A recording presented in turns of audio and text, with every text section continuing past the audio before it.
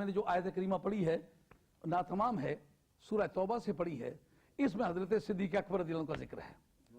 اس میں جو کہ کوئی آدھ پون گھنٹہ تو پہلے نکل گیا، تو میں آدھے ایک گھنٹہ اور عرض کر دیتا ہوں حضرت صدیق اکبر رضی اللہ عنہ کی ذات پاک پر بات یہ ہوتی ہے، میں آپ کو بات منوانا چاہتا ہوں، آپ میرے خصم ہیں، میں آپ کے الزام کے لیے، آپ کا منہ بند کرنے کے لیے بات پیش کرتا ہوں، مجھے چاہیے کہ جو آپ کے مسلمات ہیں وہ پیش کروں۔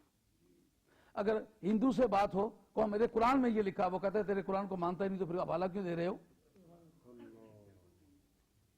ایک سکھ سے بات ہو رہی ہے، اس کو تو یہ کہہ سکتا ہے میرے گرنتھ سے بات لاؤ۔ ایک یہودی سے بات ہو رہی ہے، میں کہتا ہوں گرنتھ میں بھی یہ لکھا ہوا، وہ کہتے ہیں میں گرنتھ کو مانتا ہوں جو میں پیش کر رہے ہو، میں یہودی ہوں، تم تورات سے کوئی ثبوت ہوا میں ماننے کے لیے تیار ہوں۔ جو بات آپ کے مد مقابل کو تسلیم نہیں ہے، آپ ان سورسز کو آپ اپنی حمایت کے لیے استعمال کریں، بے سود ہوگا۔ میں چاہتا ہوں کہ حضرت صدیق اکبر کی شان پاک ایک رافضی بھی مانے کہ حضرت صدیق اکبر کی شان ہے، اس سے انحراف کرنے کا میرا چانس نہیں ہے، اور کچھ نہیں تو کم از کم قرآن کو کسی نہ کسی حوالے سے ماننا چاہیے۔ میں نے پچھلی دفعہ آپ کے سامنے یہ بات پیش کی تھی کہ ان کا یہ دعویٰ ہے کہ اس قرآن کی کوئی زیر و زبر، کوئی شوشہ، کوئی نقطہ اصلی قرآن والا نہیں ہے، لیکن بعد میں وہ باتیں مختلف موقعوں پر انہوں نے کہی ہیں کہ ہم تو اسی قرآن کو مانتے ہیں۔ میں نے کہا تو یہ جو تمہارا ریکارڈ بتا رہا ہے کہ ہم اس کو نہیں مانتے، پھر کیا جواب ہوگا؟ چلو بقول تمہارے، اگر تم اس قرآن کو مانتے ہو تو اس قرآن سے اگر میں حضرت صدیق اکبر رضی اللہ عنہ کی شان ایسی نکال کے دکھاؤں جو تمہاری کتابیں لکھے، تو پھر کیا ہوگا؟ یہ طریقہ ہے گفتگو کا۔ إِلَّا تَنْصُرُوهُ، اگر تم اس کی کوئی امداد نہ کرو تو کیا فرق پڑے گا؟ جزا معذوف ہے۔ فَقَدْ نَصَرَهُ اللَّهُ، اللہ اس کی امداد کر چکا ہے۔ اِذْ أَخْرَجَهُ الَّذِينَ كَفَرُوا، نکالنے کا اسناد کفار کی طرف کیا کہ ظاہری طور پر وہ سبب تھے، وگرنہ نکالنا نہ نکالنا خدا کا اپنا کام ہے۔ یہ باعتبار مجاز کے اسناد ظاہری ہے کہ انہوں نے آپ کو جو اپنے شہر سے نکالا، قرآن کہتا ہے اِذْ أَخْرَجَهُ الَّذِينَ كَفَرُوا، جس وقت کافروں نے اس کو اپنے شہر سے نکالا، ثَانِيَ اثْنَيْنِ، وہ دو کا دوسرا تھا۔ قواعد عربیہ کے مطابق ثانیہ جو ہے یہ حال ہے، اس حالت میں کہ وہ دو کا دوسرا تھا۔ سنگت کے لیے کیا خوبصورت لفظ استعمال کی ہے، یہ نہیں کہا کہ وہ اصل تھا اس کے ساتھ کوئی فرع تھا، وہ اصل مسافر تھا اس کا کوئی ہیلپر تھا، کہا دو کا دوسرا تھا، مطلب راہ مولا میں نکلے ہوئے تھے، آپس میں یگانگت، پیار اور دوستی کا ٹائٹل استعمال کر رہے تھے۔ ہم ان کے رویے کو چیلنج نہیں کرتے۔ ثانی اثنین، جس وقت وہ دو کا دوسرا تھا، اذ یقول لصاحبہ، جس وقت وہ اپنے دوست سے کہہ رہا تھا، صاحب ہی یاد رکھیں 1,24,000 سے کم و بیش صحابہ کرام رضوان اللہ تعالی مجمعین کی تعداد ہے، مگر کسی صحابی کی صحبت قرآن سے ثابت نہیں ہے۔ جس صحابی کی صحبت قرآن سے ثابت ہے وہ اکیلا صدیق ہے۔ آئی بات سمجھ میں؟ کسی کی فضیلت مان لینے سے کسی دوسرے کی حد تک نہیں آتی، یہی بڑی بیماری ہے۔ ایک کو کہہ دی اس کی بڑی شان ہے، پھر وہ دوسروں کے پاس کیا رہ گیا؟ خدا کے خزانوں میں کمی ہے۔ جس کا قرآن کے اندر صاحب کے نام سے ذکر آیا وہ صرف اکیلا صدیق اکبر ہے۔ اِذْ یَقُولُ لِصَاحِبِهِ، جس وقت وہ اپنے یار سے کہہ رہا تھا۔ ایک مرتبہ اپنے پیر و مرشد ان کی خدمت میں نے عرض کیا، وہ ساتھی کہا کرتے تھے، سنگی کہا کرتے تھے مریدوں کو۔ میں نے کہا یہ باقی سارے پیر جو ہیں یہ مرید کہتے ہیں، تو آپ سنگی کہتے ہیں، ساتھی کہتے ہیں؟ تو وہ میرے والد صاحب بھی میرے مرشد بھی ہیں، کہتے یار تجھے اتنا پڑھایا اور تمہیں یہ پتہ نہیں چل سکا؟ مجھے یہ بتاؤ کہ پہلا پیر مرید ہے دنیا میں کون؟ میں نے کہا پہلے پیر سرکار دو عالم علیہ السلام کی ذات ہے، تو پہلے مرید سرکار کے صحابہ ہے۔ ان کا صحابہ کس کی جمع ہے؟ تو ہی ایک دن بتا رہا تھا صاحب کی جمع ہے۔ میں نے کہا ہاں، صاحب کسے کہتے ہیں؟ اس کا ترجمہ پنجابی میں کیا جائے کیا بنے گا؟ میں نے کہا یار اور ساتھی، ان کا یہ سوال تو ان سے کیا جانے کا ہے جو مرید کہتے ہیں، میں جو کہہ رہا ہوں وہ تو سنت رسول صلی اللہ علیہ وسلم ہے۔ لا تحزن، غم نہ کھا، لا تحزن، غم نہ کھا۔ پہلی جگہ استعمال ہوا لا تحزن، تو غم نہ کھا۔ لا تخف کیوں نہیں کہا؟ جیسا موسیٰ علیہ السلام کے سامنے لاٹھی اژدہا بن گئی، فرمایا خذ ولا تخف، اس کو پکڑ لے اور خوف زدہ نہ ہو۔ کیوں؟ وہاں دوسرا تو کوئی تھا نہیں نا۔ اپنی جان کے بارے میں جو پریشانی ہے اس کا نام خوف ہوتا ہے، حزن جو ہوتا ہے یہ یاروں کی جان کے بارے میں ہوتا ہے۔ سرکار کی بولی نے بتلایا کہ صدیق اکبر کو اپنی جان کی کچھ پرواہ نہیں تھی کہ سر بیچ اساں سودا کیتا، سر بیچ اساں سودا کیتا، بازار مدینے والے دی، صدقے نی میری جند جان سیو، دلدار مدینے والے دی، صدقے نی میری جند جان سیو، دلدار مدینے والے دی۔ اگر ان اللہ معنا، اللہ ہم دونوں کے ساتھ ہے۔ اس جگہ پہلے تو یہ پیش کرنا چاہوں گا کہ شیعہ کا ریکارڈ اس بارے میں کیا کہتا ہے۔ یہ میرے پاس امام طبرسی کی یہ جوامع الجامع ہے، یہ تفسیر ہے۔ انہوں نے ایک تفسیر لکھی مجمع کے نام سے اور ایک تفسیر لکھی جوامع الجامع کے نام سے۔ اس کا جو صفحہ ہے وہ 605 ہے۔ صفحہ 605 پر یہ فرماتے ہیں اذ ہما فی الغار، جس وقت دونوں غار میں تھے۔ اب صفحہ 605 نکالتے ہیں، دیکھتے ہیں انہوں نے کیا لکھا ہے۔ اس ساتھ کون تھا؟ اچھا اصل صفحہ نکالا، اس میں یہ نکل آیا اِلَّا تَنْصُرُوهُ فَقَدْ نَصَرَهُ اللَّهُ إِذْ أَخْرَجَهُ الَّذِينَ كَفَرُوا ثَانِيَ اثْنَيْنِ إِذْ هُمَا فِي الْغَارِ إِذْ يَقُولُ لِصَاحِبِهِ لَا تَحْزَنْ إِنَّ اللَّهَ مَعَنَا۔ اب بتاتے ہیں کہ جس کے متعلق یہ کہا گیا کہ اذ اخرج الذین کفروا، اس نے دل اخراجو الی الکفار کما فی قولہ تعالی من قریتک التی اخرجتک لانہم حین ہموا باخراجہ اذن اللہ سبحانہ وتعالی فی الخروج عنہم فکأنہم اخرجوہ۔ کہ یہ ظاہری طور پر اسناد نکالنے کا ان کی طرف کیوں کیا؟ کہ ظاہری اسباب وہی تھے، اللہ تعالیٰ نے آپ کو وہ شہر چھوڑنے کی اجازت فرمائی۔ ثانی یسنین، ثانی یسنین کا ترجمہ کرتا اخذ الاسنین، دو میں سے ایک تھے۔ کا قولی ثالث ثلاثہ وہما، بتاتے وہ کون کون تھے غار کے اندر جن کو ثانی یسنین کہا، دو کا دوسرا۔ کا دو کا دوسرا جو ہے یہ سرکار کی شان ہے، اور دوسرا کون تھا جس کا یہ دوسرا بنا؟ کہا کہ وہ ہما رسول اللہ صلی اللہ علیہ وآلہ وسلم و ابو بکرین، ایک سرکار تھے اور دوسرے ابو بکر تھے۔ جس کا دل چاہتا ہے یہ ملاحظہ فرمائیں، یہ میں آپ کے سامنے پڑھتا ہوں۔ یہ 605 صفحہ ہے، اور یہ آدمی 5ویں صدی کا آدمی ہے۔ جو سرکار بغداد کا سن ولادت ہے وہی اس کا ہے۔ 470 میں وہ پیدا ہوا اور 470 میں سرکار بغداد پیدا، 528 میں اس آدمی کی موت واقع ہوئی ہے۔ اور یہ آدمی ان کی تعلیمات کے مطابق اس مذہب کا ایک مجدد اعظم تسلیم ہوتا ہے۔ یہ اس کی کتاب ہے، اس کا نام ہے یہ جوامع الجامع۔ یہ امام تبرسی کی ہے. لوگ یہ سمجھتے ہیں کہ تبرسی تبرستان کے رہنے والے ہیں. نہ، تبرستان والے تبرسی نہیں ہے. یہ اصفہان کے پاس ایک بستی ہے، اس کا نام ہے تبرستان. وہ صوبہ جس کا نام ہے تبرستان، جہاں کے سرکار بغداد رضی اللہ عنہ رہنے والے تھے، جس کے اندر جیلان ایک جگہ واقع ہوا ہے. یہ اور جگہ ہے. سن ولادت ہے 470 اور سن وفات ہے 528. اور مذہب شیعہ کے اندر یہ آدمی امام تسلیم ہوتا ہے، مجدد تسلیم ہوتا ہے. انہوں نے تفسیر میں یہ بات بتلائی ہے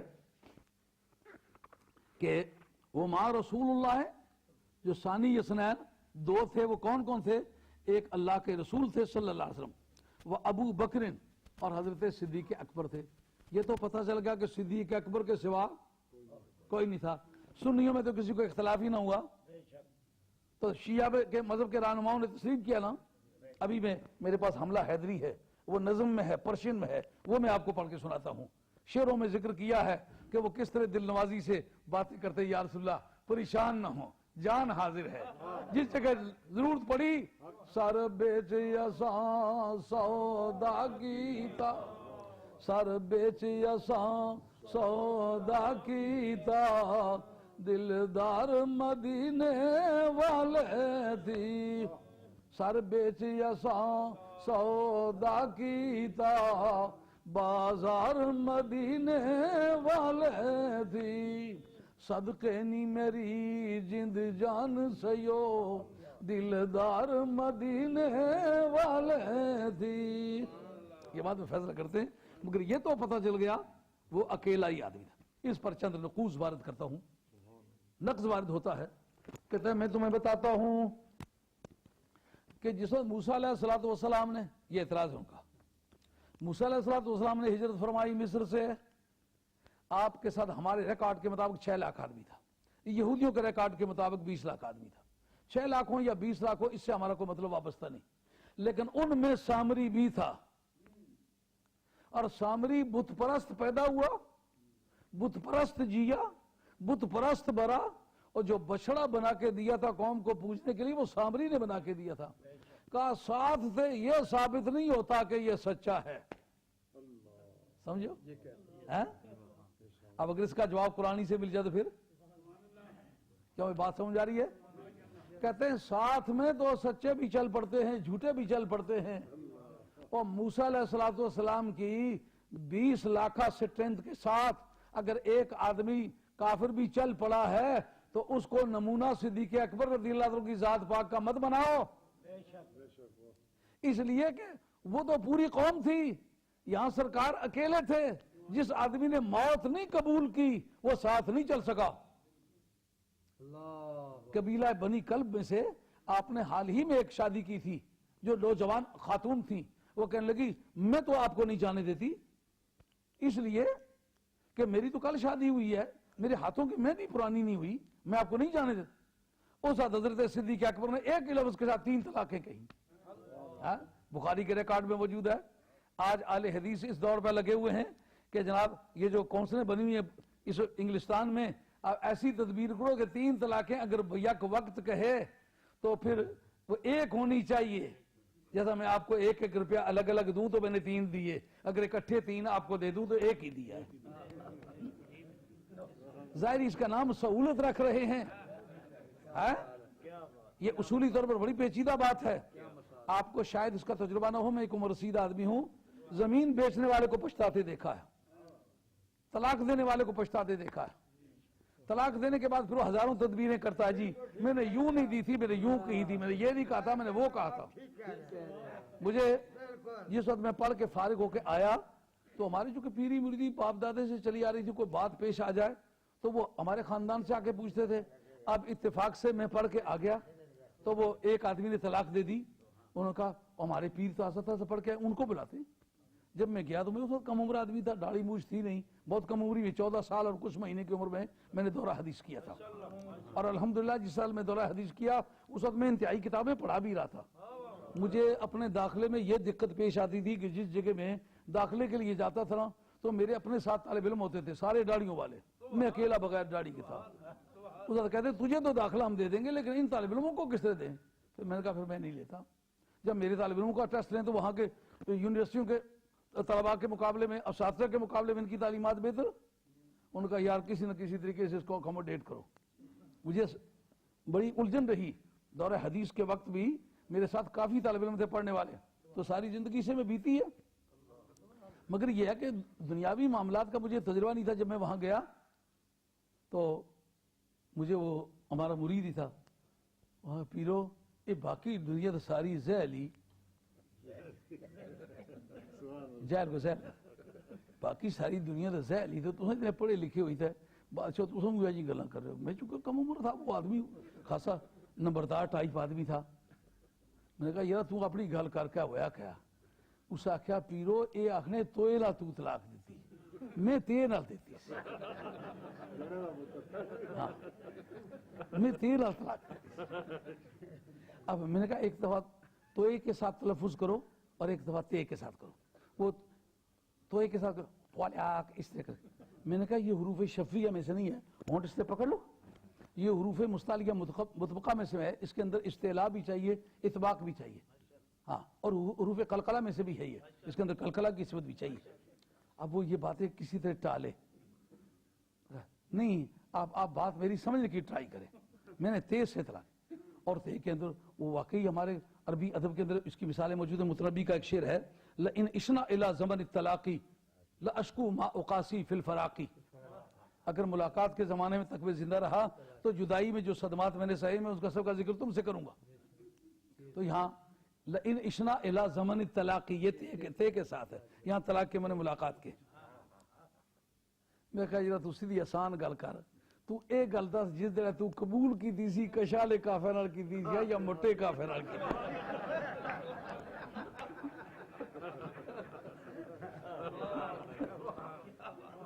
وہ آڑا پیرو اساں جیمیدار لوگ یہاں اساں کی کیا, میں کہا جس طرح تو نکاح کر لو تو جیمیدار سے جب طلاق دینے تو پہلے کرت پڑھنا چلا گیا.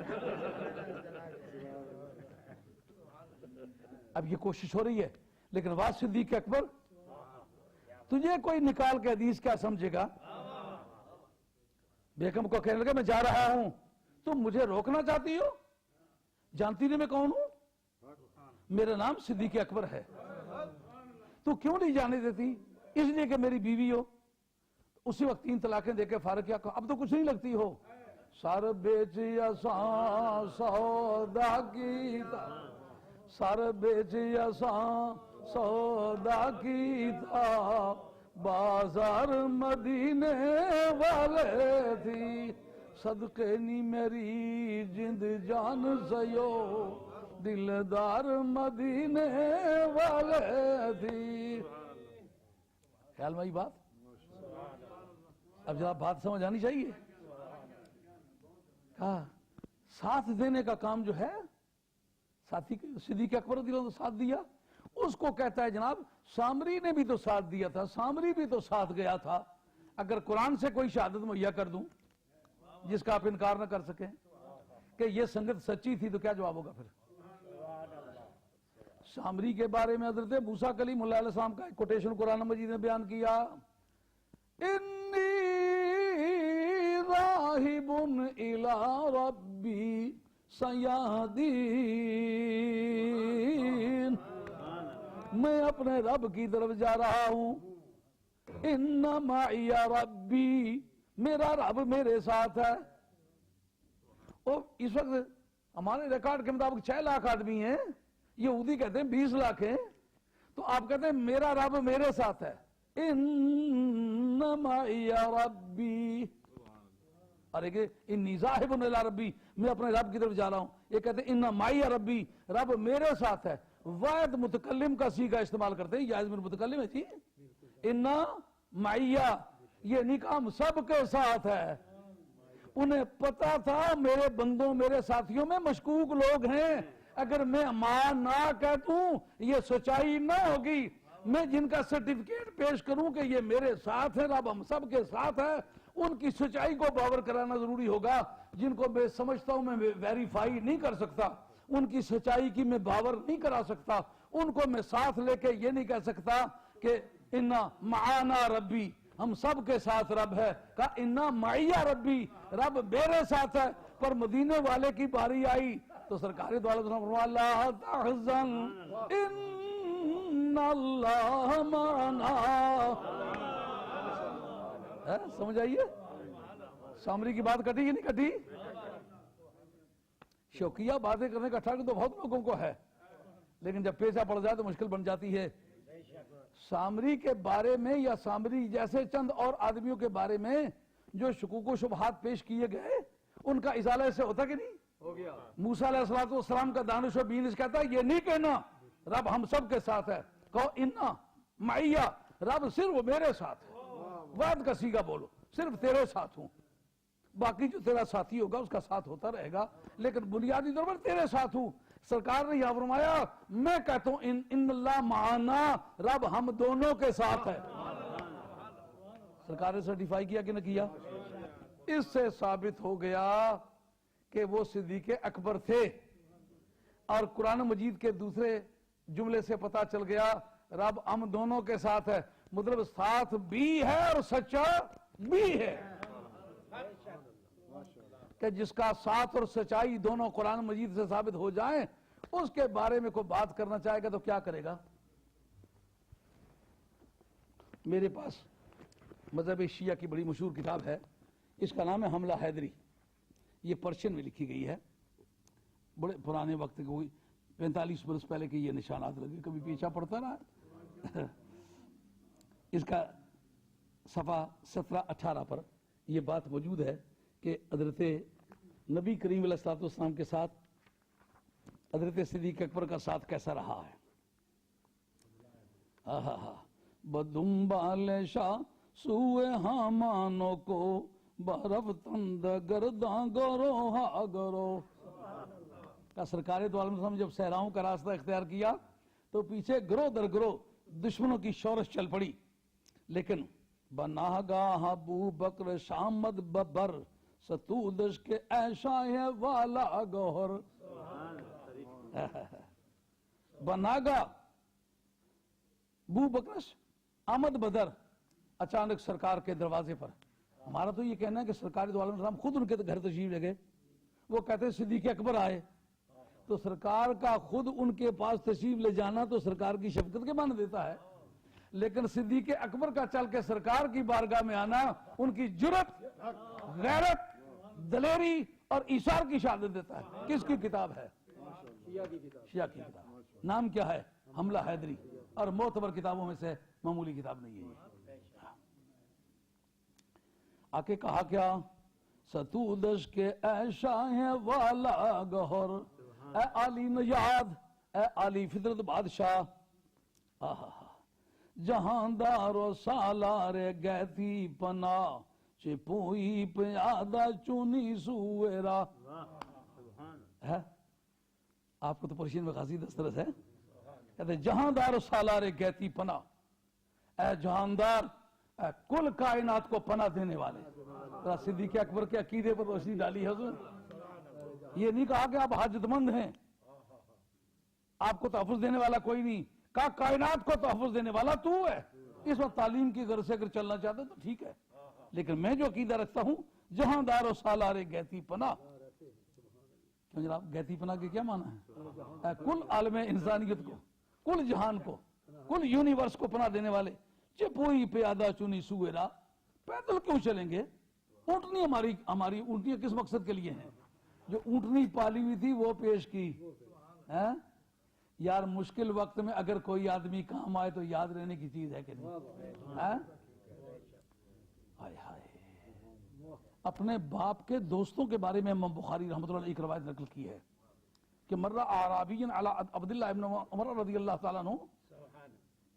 ایک آدمی حضرت عبداللہ ابن عمر کے پاس سے گزرا اور ان کا قد کاٹ دیکھ کے کہتا ہے الست ابن فلان، کہ تم فلاں کے بیٹے نہیں ہو؟ الادب المفرد للبخاری. ان کا بلا، میں انہی کا بیٹا ہوں. اس نے کہا کہ کنت صدیقا لعمر رضی اللہ تعالیٰ. گاہے گاہے میں حضرت فاروق اعظم کی بارگاہ میں آیا کرتا تھا. حضرت عبداللہ ابن عمر کو بھی یاد آ گیا کہ واقعی آیا کرتا تھا.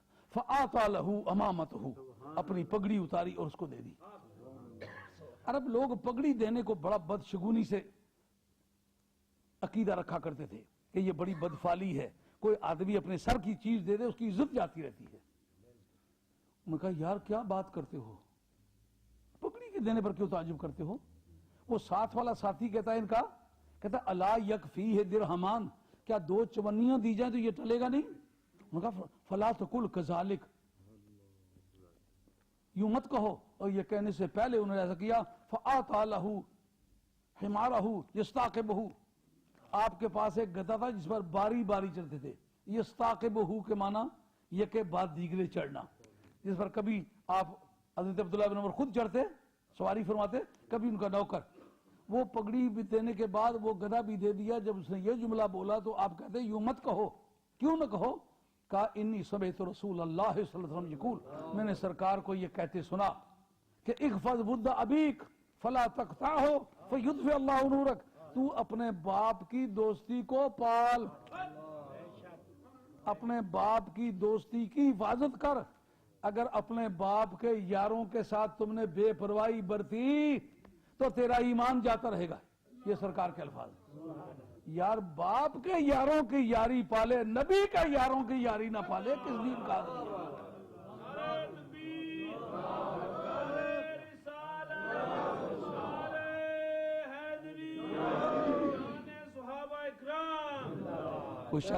مفکر اسلام, تعلیمات مفکر اسلام. خوشست یک سرفرازی مرا, دری راہ ہمراہ سازی مرا. ان حضرت صدیق اکبر کو ایسے گانٹ نہیں لیا گیا.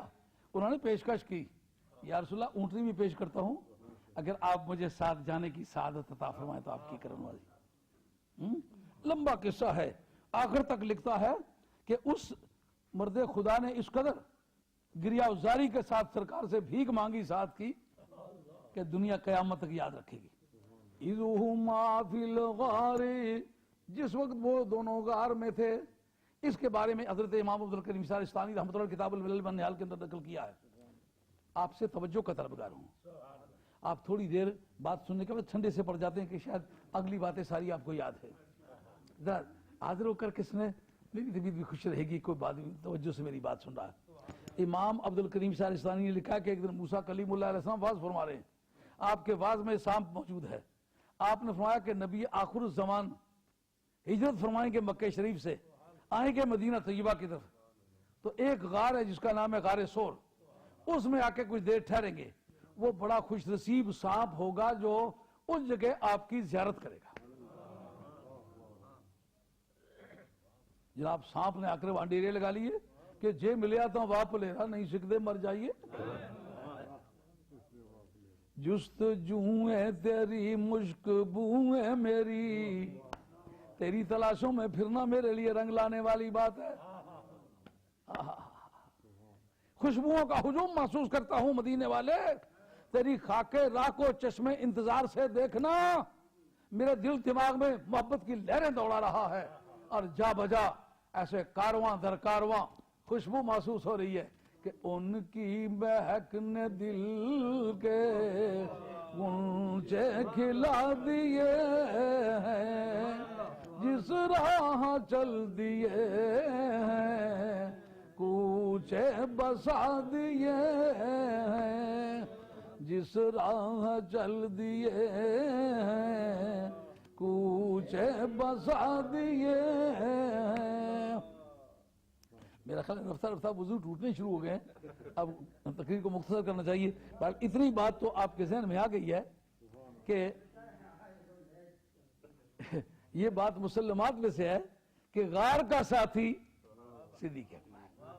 سانپ آیا, علامہ زرقانی نے جو شارح محب الدنیا ہے وہ اس جگہ لکھا ہے کہ سانپ نے پہلے کاٹا نہیں, سانپ نے سے سر مار کے کہا ہٹ جا راستے میں سے, میں سانپ ہوں, مجھے لوگ مارے غار کہتے ہیں. کہا سانپ مجھے کاٹنے کی دھمکیاں مت دے, تو مارے غار ہے, میں یارے غار ہوں. عریش بدر میں حضرت صدیق اکبر کو کیوں چوکیدار بنایا گیا تھا؟ آپ نے کو بات اکی دکی سنی ہوئی ہے, لیکن ان راستوں پر گزاروں گا کبھی خواب و خیال بھی نہیں آئے ہوں. عریش بدر کھکھڑیاں نہیں راکھی جی چگی جی بنانے اس کی آنے عریش. عریش بدر, اب صحابہ کرام لڑنے کے لیے جا رہے ہیں, सरकार के लिए छपरी बनाई है। क्या मतलब? कहा मदीने वाले अपने लिए मौत कबूल है, तेरे लिए धूप भी कबूल नहीं। जी चौकीदारी पर कौन होगा? तो चौकीदारी पर वो होना चाहिए जो सांप के मुंह में बैठा हुआ है, मौत कबूल करता है पर पीछे नहीं हटता। इसकी इशारों में आजमा चुका हूं। सांप ने काटने की धमकी दी, कहा पीछे नहीं हटता, जिसको पता है कि सांप के काटने का तो तोड़ी कुछ नहीं। दुश्मन के साथ तो तलवार के मुकाबले में तलवार इस्तेमाल हो सकती है ना, उसे बचाया जा सकता है, उससे तो बचना मुमकिन नहीं। कब बचने का हमारा प्रोग्राम ही नहीं है। हुस्न मेरा किस कारी सजना कम न आया तेरे, हुस्न मेरा किस कारी सजना कम न आया तेरे। उस हुस्न को क्या करूंगा जो महबूब के इस्तेमाल में नहीं आ सका। हद्दाद ने हाशिया लिखा है सदरे का, उसके अंदर इल्म पर बहस की है। कहा अगर इल्म सरकार को न दिया गया होता, आला से आला किस्म का जो इल्म है वो कुल कायनात में सबसे बढ़कर सरकार को न दिया गया होता, तो जो इल्म है वस्फे कमाल से मालूम हो जाता। हुस्न मेरा किस कारी सजना कम न आया तेरे। इल्म को हुस्न के तौर पर अता करूं, तुझे न दूं तो फिर वो खूबियों से मालूम हो जाता है। कोई वस्फ आज किस्म औसाफे कमाल हो, सरकार को न दिया गया हो, वस्फे कमाल से मालूम होगा। किसी कमाल को कमाल साबित होने के लिए सरकार की बारगाह में हाजिरी देना जरूरी होगा। अब जनाब हजरत सिद्दीक अकबर रज़ियल्लाहु अन्हु को छपरी में चौकीदार मुकर्रर किया गया। किस वजह से? कि वो सांप गार वाला जो था उसके मुकाबले में इन्होंने पूरा उतर के दिखाया। और फिर इसका नतीजा एक और भी निकला। सरकार फरमाते वो खैबर वाला लुकमा मुझे हर साल सिताता रहा। सिद्दीक अकबर कहते वो गार वाला डंग मुझे, वो जहर हर साल मुझे सिताता रहा। सरकार के मौत का ज़ाहिरी जरिया वही जहर बना जो यहूदन ने गज़वा खैबर से वापसी के दौरान दिया था। हजरत सिद्दीक अकबर के विसाल का जरिया भी वही जहर बना जो गार में सांप ने काटा था। ये जिस तरह ज़ाहिरी दोस्ती का रंग था, एक दूसरे के साथ रहना, असबाबे मौत में भी सरकार के साथ बराबर था। और अपनी मर्जी से कोई नकल उतारे तो जिंदगी में उतार सकता है, लेकिन जितने साल जितने महीने सरकार की जिंदगी है ज़ाहिरी, उतने साल उतने महीने उतने ही दिन हजरत सिद्दीक अकबर की भी जिंदगी है। जिसका मतलब यह है दोस्ती और यगानगत इस तरह की है कि ताबिकुन्नाल बिन्नाल, महबूब के पीछे ऐसे चले हैं उतने ही सांस दुनिया में लेना चाहते जितने मेरे महबूब ने लिए, उससे ज्यादा जीना भी नहीं चाहते। आई बात ख्याल में। और इस जगह एक बहस छेड़ी है हजरत अल्लामा ज़ुरक़ानी ने। वो कहते हैं कि अल्लाह ताला ने हुक्म दिया टिड्डी को कि तू जाला तान दे। अच्छा जाला तानू, तान दिया। कबूतरी को हुक्म दिया अंडे दे दे। और उसके मतलब अल्लामा ज़ुरक़ानी कहते हैं जोड़ा था, दोनों ने दिए। चलो मादा ने तो दिए, दूसरे ने क्या दिए? कहा दूसरे भी कोई मादा ही थी, लेकिन दो आके बरादरी मिल के उनका दरअसल काम यहाँ जोड़ा जोड़ा का है। आई बात ख्याल में।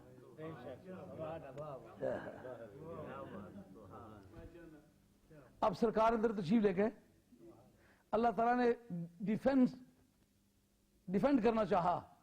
कहा हम जो डिफेंस करना चाहें किसी का, तो हमें तो तोपें और बंदूकें और मिसाइल नस्ब करने की जरूरत नहीं आती। हम टिड्डियों को हुक्म देकर काम चला लेते। टिड्डी जाला बांधते, दुश्मन आए देखे जाला फटा हुआ नहीं है तो एक रात का ये काम नहीं है। इस बार तो बड़ी मुद्दत लगती है एक पूरे गार के सामने जाला तानने में। तो इतना बड़ा लंबा काम एक रात में हो नहीं सकता। जाला फटा हुआ नहीं होगा, दुश्मन तक के वापस देख के वापस चला जाएगा। अच्छा, इस पर बहस है कि वो जाला पहले का तना हुआ था या आज ताना है।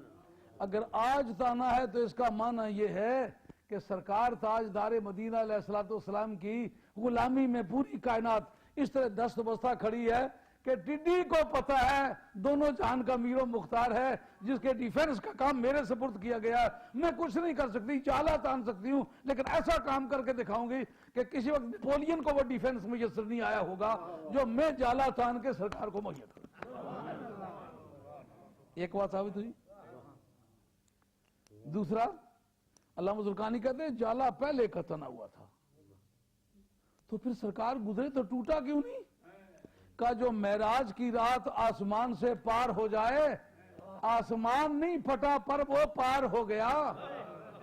جو آسمان سے گزرے تو آسمان کو کوئی آزار نہ پہنچے، وہ ٹڈی کے جالے سے پار ہو گیا تو جالے کو کوئی آزار نہ پہنچے۔ اس پر نقص وارد ہوتا ہے کہ سرکار دو عالم علیہ السلام کی ذات تو نور بیض ہے، وہ اگر پار ہو گئی تو جیسے نگاہ پار ہو جاتی ہے تو جالا توڑنے کی ضرورت نہیں ہوتی۔ پر بتاؤ یہ کہ حضرت صدیق اکبر بھی تو گزرے۔ جمال ہم نشی در من اثر کرد، جمال ہم نشی در من اثر کرد، ولینا من ہم خاکم کے ہستم۔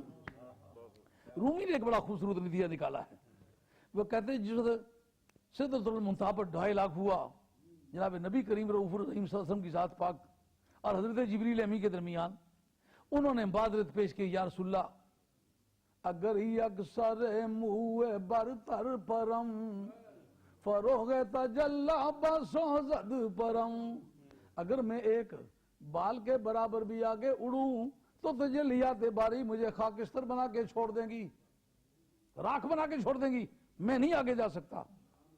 کہا انہوں نے معذرت چاہی، پر معذرت کی گراؤنڈ ان کے پاس کیا تھی کہ تجلیات مجھے جلا دیں گی، مطلب موت کے خطرے نے ان کو روک لیا۔ اس جگہ رومی کہتے ہیں میرا وجدان کہتا ہے اگر صدیق اکبر ہوتے تو کبھی نہ ٹلتے۔ کہتے وہ آپ کا وجدان آپ نے کہاں سے لیا ہے؟ کہا جس وقت ہجرت والی رات تھی سانپ نے کہا میں کاٹ کھاؤں گا اگر راستہ نہ چھوڑو تو، کہا کٹ مرنا منظور ہے پر پیچھے ہٹنا منظور نہیں۔ یہاں جبریل جب کہہ رہے تھے نا میں آگے اس لیے نہیں جاتا کہ جا سکتا نہیں ہوں، جاؤں تو جل جاؤں، صدیق اکبر ہوتے کہا جل جانا منظور ہے پر پیچھے ہٹنا منظور نہیں ہے۔ آئی بات خیال تو بشر ہو کے مقابلہ کرنا چاہتا ہے، وہاں تو نور ہو کے بھی مقابلہ نہیں ہو سکا۔ کوئی ایسا بھی زور والا نور ہے کہ جو نور کو بھی جلاتا ہے۔ پر دیکھیں سرکار گئے بھی اور آئے بھی، نہ آتے وقت دقت ہوئی نہ جاتے وقت دقت ہوئی۔ کہا دراصل بگانے گھر کوئی جائے تو کہتے فخلان علیک انک بالواد المقدس طوا، تم ہمارے گھر آ رہے ہو اسے جوتا اتار کے آؤ۔ بابا نظام الدین ایک ہوتا تھا ٹوک للیال کرنے والا، چکلالے کے پاس ہے، بڑا سیدھا سادہ سا قادری سلسلے کا درویش تھا۔ وہ کہتا ہے پردہ یار تو یار نظام کیے، ذرا پٹواری زبان کا حسن بھی دیکھیے، پردہ یار تو یار نظام کیے، اندر بار تیرا اندر بار آ جا۔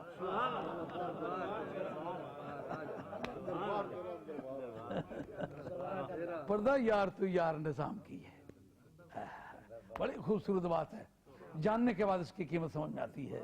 پردہ یار تو یار نظام کی ہے، اندر بار تیرا اندر بار آ جا۔ تو مدعا یہ ہے کہ حضرت صدیق اکبر رضی اللہ عنہ کی زندگی کے مختلف پہلو ہیں، ان میں سے سب سے پہلا معاملہ جو گزرا ہے وہ یہ کہ ایک مرتبہ امام جلال الدین سیوطی نے، میرے پاس تاریخ الخلفاء بھی موجود ہے، آپ جا رہے ہیں سفر شام پر، آپ نے عالم خواب میں دیکھا کہ چاند آسمان سے گرا وہ آپ کی گود میں آ کے لگا۔ معلوم ہے ایمان والوں کے کام خوابوں پہ چلتے ہیں۔ لوگ کہتے ہیں یہ خواب و خیال، سنیوں کا مذہب خواب و خیال ہے۔ اذ قال یوسف لأبیہ یا ابت انی رأیت 11 کوكبا والشمس والقمر رأيتهم لي ساجدين۔ خواب کا معاملہ تھا نا. ان کا مذہب وہ کون تھا جو سنیوں نے اختیار کیا. یعقوب علیہ السلام کہتے ہیں لا تقصص رؤیاک علی اخواتک. جدھر سے خطرہ آ رہا تھا نبی کو پتا ہے کہ خطرہ کس طرح, اپنے بھائیوں کو نہ بتانا. اور یہ کیوں نہیں کہا ساری سوسائٹی کو نہ بتانا, بھائیوں کو نہ بتلانا. فَيَكِيدُوا لَكَ كَيْدًا, وہ تیرے ساتھ کوئی ڈھنگ کھیل جائیں گے. حضرت صدیق اکبر کی ذات پاک نے خواب دیکھا, چاند آسمان سے گرا, آپ کی گود میں آنے لگا. بحیرہ راہب کے پاس گئے کہ سنا ہے کہ آپ تعبیر کے بڑے امام ہیں اور مذہبی طور پر بڑے اہل اللہ شخص سمجھے جاتے ہیں. اس نیا دین تو آیا نہیں تھا, پرانے دین کے مطابق وہ زبرہ ہے اولیاء اللہ میں شمار ہوتا تھا. اس سے جا کے بات پوچھی, اس نے کہا نام کیا بتاتے ہو؟ ان کا نام میرا ابو بکر ہے. رہنے والے کہاں کے ہو؟ مکے کا ہوں. کہا جو نبی آخر الزمان کے بارے میں اطلاع وہ آئے گا پیدا ہو چکا ہے, اس کی بعثت اور اعلان نبوت کا وقت قریب آ رہا ہے. تم خوش نصیب انسان ہو کہ ایک وقت ایسا آئے گا کہ تیری گود میں کبھی وہ سر رکھ کے سوئے گا. یہ واقعہ کار پر کنسنٹریشن ہے کہ نہیں؟ تیری گود میں سر رکھ کے, لیکن یہ بتانا کسی کو نہیں. عام خواب کو عام کر دینے سے اس کا فیضان جاتا رہتا ہے, بتانا کسی کو نہیں. حضرت نبی کریم علیہ السلام کہتے ہیں وہ تم جتنے بھی لوگ ہو, جس وقت میں نے تمہارے سامنے اسلام پیش کیا تو تم نے مجھے کہا قد کذب تھا, تم نے جھوٹ کہا. تم سب نے میرے سامنے باتیں کی ہیں, لیکن یہ جو ہے جو ہی بات کی کہا قد صدق تھا. تم نے کذب تھا کہا, انہیں صدق تھا کہا. یہ فرق ہے تم میں. باقی مسلمانوں میں, باقی صحابہ کرام میں اور حضرت صدیق اکبر کی ذات پاک میں یہ فرق ہے کہ باقیوں نے کذب تھا پہلے کہا, بعد میں ایمان. مگر اس میں سے آل بیت مستثنا ہے, اس لیے کہ ابن عساکر کی حدیث خود موجود ہے اس کے اندر, تاریخ الخلفاء کے اندر. میں آپ کو پڑھ کے سنا بھی دوں.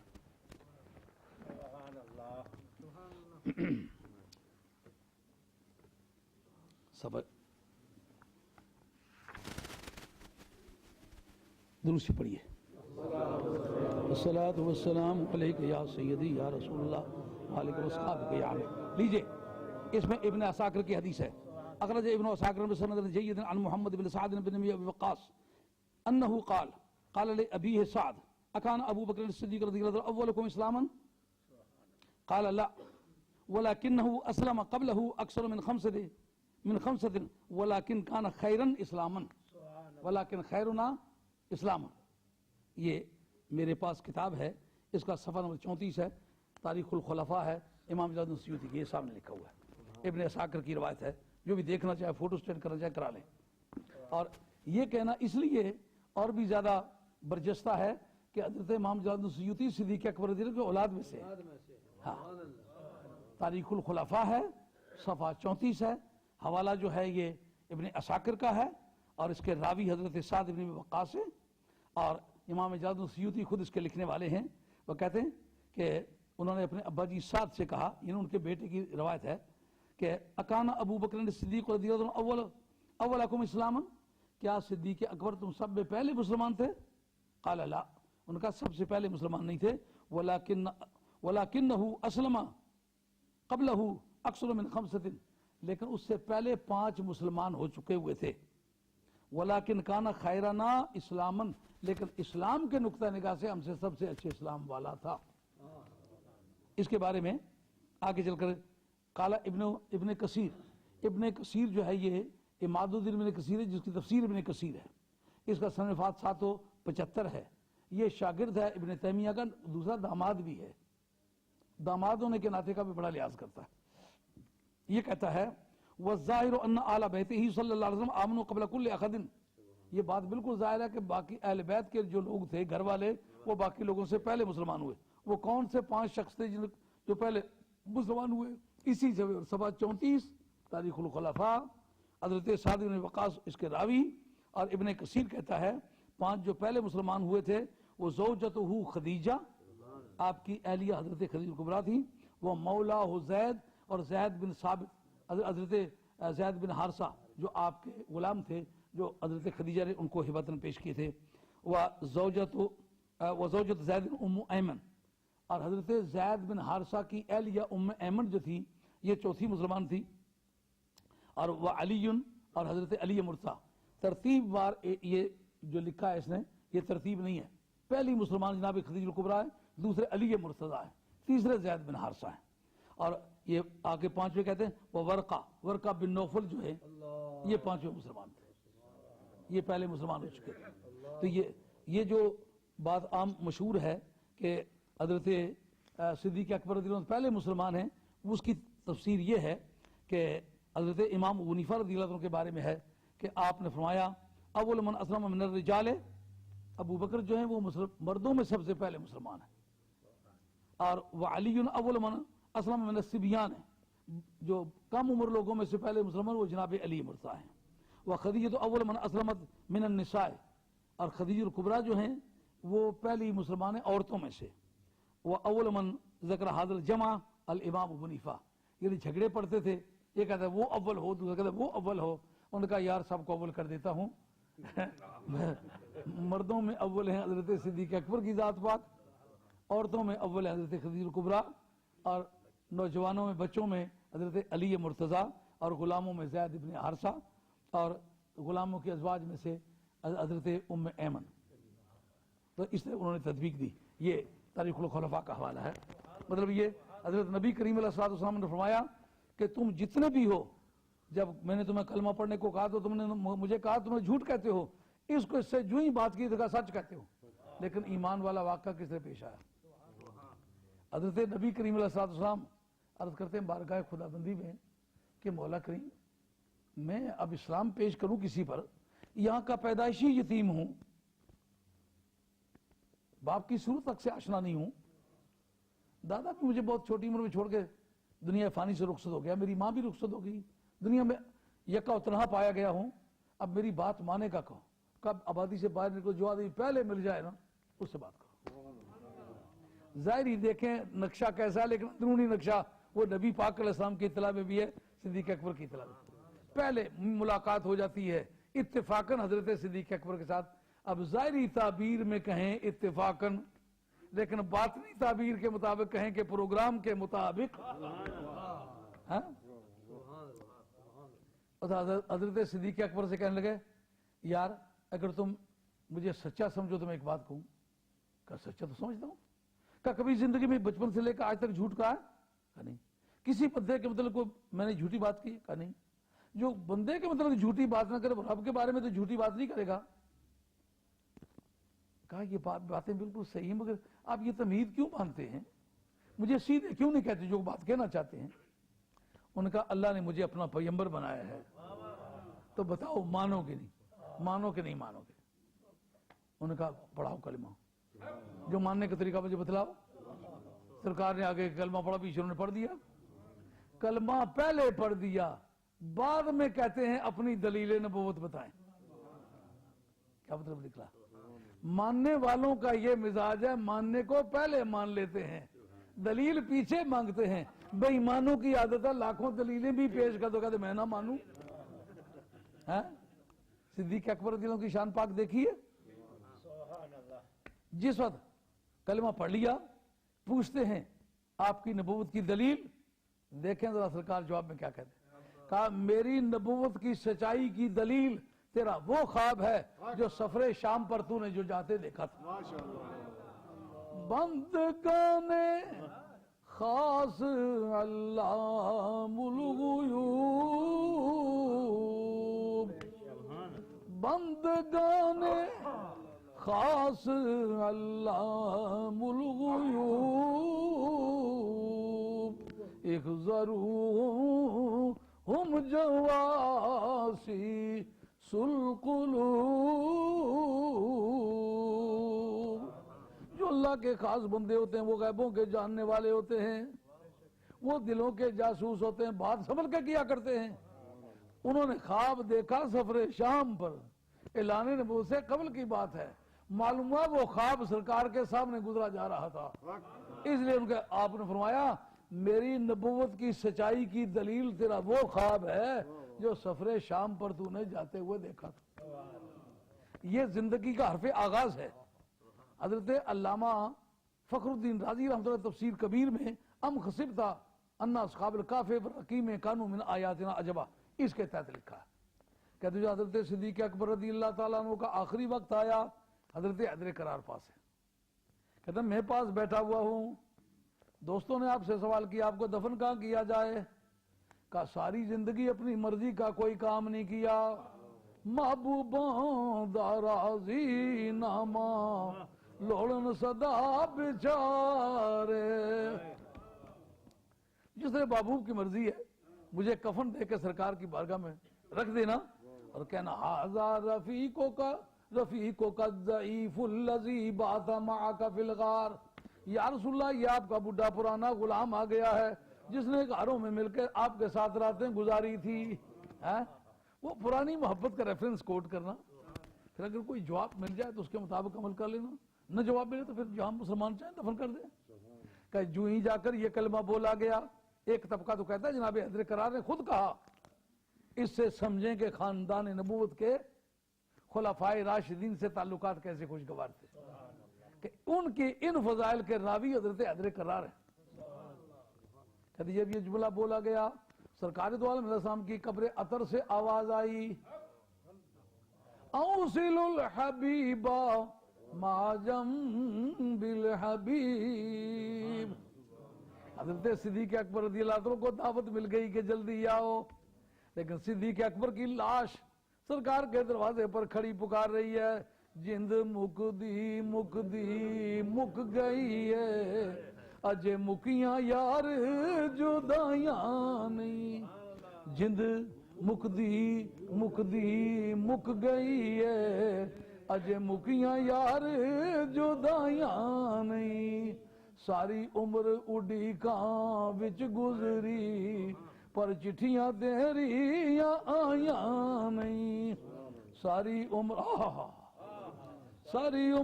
اڈی کان وچ گزری اجے چٹھیاں تیریاں آیاں نہیں. اس وقت حضرت صدیق اکبر رضی اللہ عنہ کو حضور کی بارگاہ میں دفن کیا گیا. حرف آغاز وہ تھا اور حرف اختتام یہ ہے. اور حضرت صدیق اکبر رضی اللہ عنہ کی زندگی کا ایک ایک پہلو آج سنیت کی بنیاد ہے. آپ اس پر غور کریں ایک مرتبہ. جس وقت حضرت صدیق اکبر رضی اللہ عنہ کو خلیفہ بنایا گیا, سب سے پہلا معاملہ جو ان کو پیش آیا وہ یہ تھا کہ مرتدین کے ساتھ جنگ, اور مرتدین میں اولیت اس کو جو نبی پاک کی عظمت کا انکار کر کے مرتد ہوا.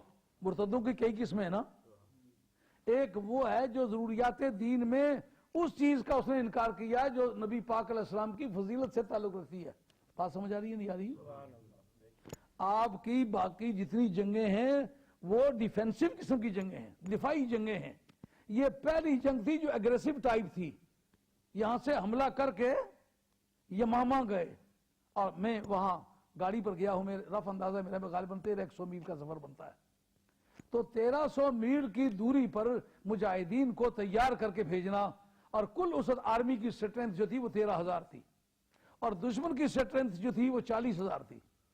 اس وقت مجلس شورا بیٹھی, ان کا باہمی مشورہ ہوا, مجلس قانون ساز بیٹھی ہوئی ہے, اور جتنے بھی لوئر ہیں سرکار کی بارگاہ کے جن کا فیصلہ پوری امت کے فیصلے کے برابر ہوتا تھا, اس وقت بیٹھے ہوئے حضرت صدیق اکبر کے اس نظام عدالت میں, اور فیصلہ کرنا چاہتے ہیں کہ آرمی بھیجیں یا نہ بھیجیں.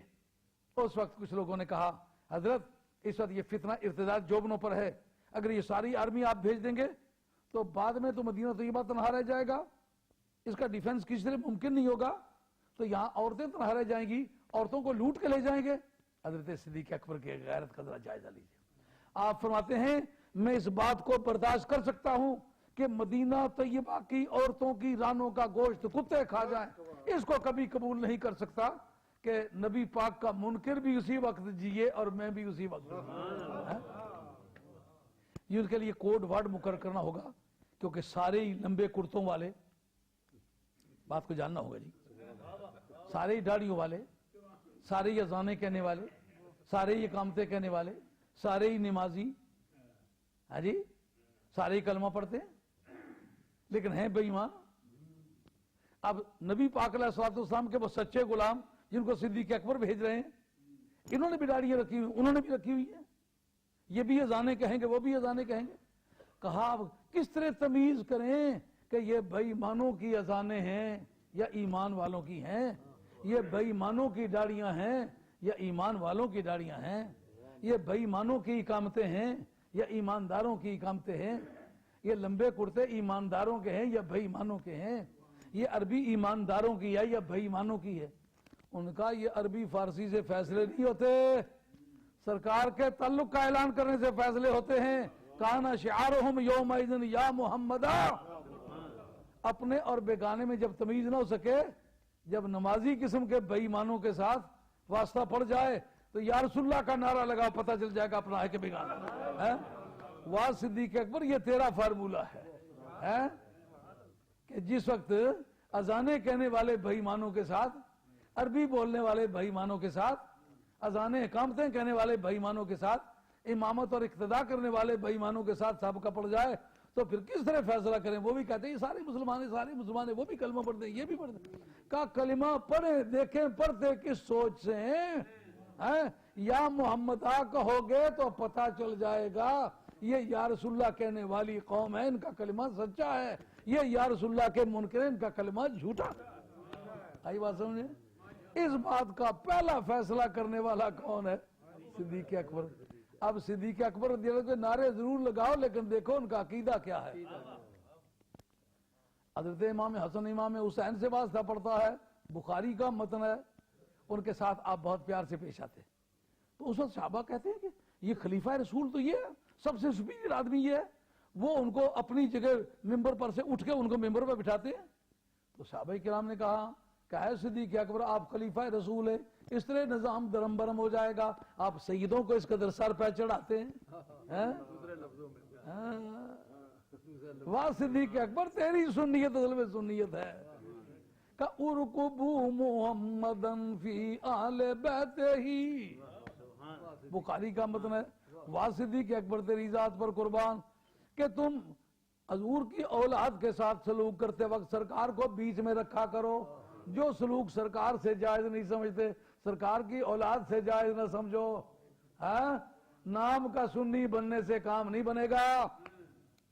और हजरत सिद्दीक अकबर, फारूक आजम, उस्मान गनी, किसी भी फैसले पर अली मोतरज हुए, किसी ने नहीं कहा कि तुम गलत कहते हो। उनका अली का इल्म, सरकार में अना मदीनतुल इल्म व अलीयुम बाबुहा, मैं इल्म का शहर हूं, अली उसका दरवाजा है। हम इसका इनकार नहीं करते। खातून जन्नत की अजमत को सलाम किया। मालूम हुआ खानदानी नबूवत के साथ खुलफाए राशिदीन के ताल्लुकात निहायत खुशगवार थे। ये फैब्रिकेशन है कि जी आले बैत के वो दुश्मन थे, आले बैत से उनका कोई ताल्लुक नहीं था।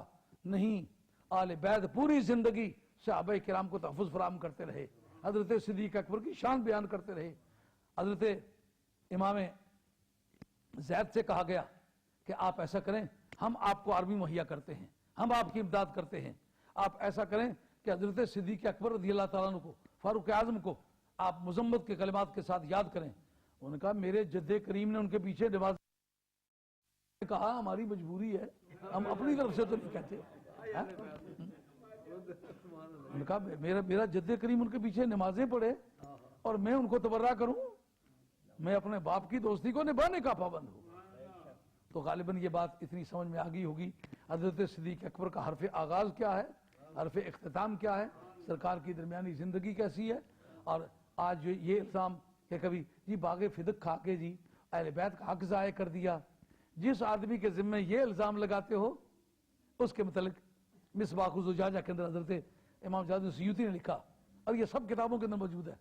आप हजरत सैयदा आयशा रज़ियल्लाहु ताला अन्हा को वसीयत करते हैं कि ऐसा करो, मेरी एक ऊँटनी है जो बैतुल माल की तरफ से मुझे दी गई है, वो मेरी मौजूद एक प्याला नहाने वाला, एक टब मुझे नहाने के लिए दिया गया। यानी सरबराह ममलकत की हैसियत से बैतुल माल से ये तीन चीजें मुझे दी गई थी, एक नहाने वाला टब, एक नहाने वाला प्याला और एक ट्रांसपोर्ट ऊँटनी। ये मेरे जीते जी बैतुल माल को वापस करो।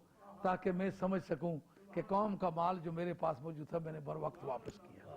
ایک دوسرا، اتنی کل میری تنخواہ بنتی ہے، وہ میری فلاں فلاں زمین بیچ کے نا تو وہ تنخواہ واپس کرنا، کیونکہ دین غریب ہے تو میں نے یہ تھوڑا بہت جو استفادہ کیا ہے وہ واپس کرنا چاہتا ہوں تاکہ میرے نام اعمال میں قیامت کے میدان میں تنخواہ نہ نکلے. جو تنخواہ آپ کی مقرر کی گئی اس میں سے عید والے دن آپ کے گھر میں حلوہ پکا. ایک مولوی صاحب نے کسی کو وضو کرتے ہوئے دیکھا، کہا پانی زیادہ خرچ کرتے یہ اسراف ہے. شام کے وقت ختم شریف تھا، حلوہ کھاتے وقت اتنی بے دردی سے انہوں نے کہا کہ 10 آدمیوں کے حصے کا حلوہ کھا گئے. انہوں نے کہا پانی میں اسراف تو منع ہے لیکن حلوے میں اسراف ہے.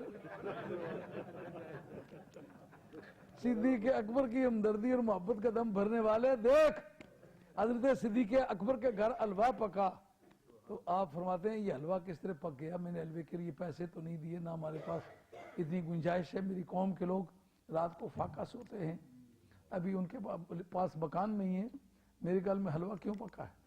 واہ نبی پاک کے یار غار، تیری اداؤں پہ قربان، میرے گھر میں یہ حلوہ کس طرح پکا؟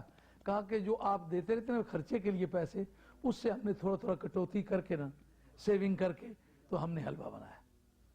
ان کا کتنے روزانہ کاٹتے رہے؟ کتنے؟ آپ نے اتنی تنخواہ کاٹ دی.